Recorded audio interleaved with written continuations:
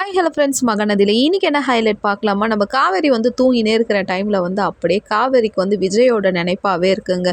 உடனே தலையில் அடித்து எழுப்பினோடனே ஏஞ்சி பார்த்தோன்னே அப்படியே விஜய் இருக்கிறாரு. உடனே காவேரியோட நெத்தியில் ஒரு முத்தம் கொடுத்தோடனே, என்ன மேடம் ஆஃபீஸ்க்கெல்லாம் வரணுன்ட்டு ஐடியாவே இல்லை பொழுகுது, இங்கேயே தூங்கிடலாம் பொழுகுதுன்னும் போது, ஐயோ போது நீங்கள் எப்போ வந்தீங்க? என்னமோ நான் எப்படி வருவேன் எப்போ வருவேன்லாம் நீ கேட்கக்கூடாது. சரி சரி ஏஞ்சி கிளம்பு, நம்ம ஆஃபீஸ்க்கு போகணுன்னும் போது, இப்போ வா இங்கே வா என்னும் போது, ஐயோ அம்மா இருக்கிறாங்களே, நான் பாரு அம்மாவோ ஆட்டுக்குட்டியோ அதெல்லாம் எனக்கு தேவையில்லை, நீ என் பொண்டாட்டி, நீ ஆக மொத்தத்தில் என் கூட கிளம்பி வர வேலையை பாருன்னும் போது, அப்போ சொல்லுவார், என்ன மேடம் என் மேலே ரொம்ப கோவமாக இருக்கிறீங்க பொழுது, சாரிம்மா என்னை மன்னிச்சிடுமா, நான் ஏதோ ஒரு கோவத்தில் நான் அந்த மாதிரிலாம் பேசிட்டேன், அதெல்லாம் நீ எதுவும் நினச்சிக்காத காவேரின்னும் போது, உடனே காவேரி சரி இப்போ வெண்ணிலாவை வீட்டை விட்டு அனுப்புவீங்களா அனுப்ப மாட்டீங்களான்னும் போது விஜய் அப்படியே அமைதியாகிடுவார்.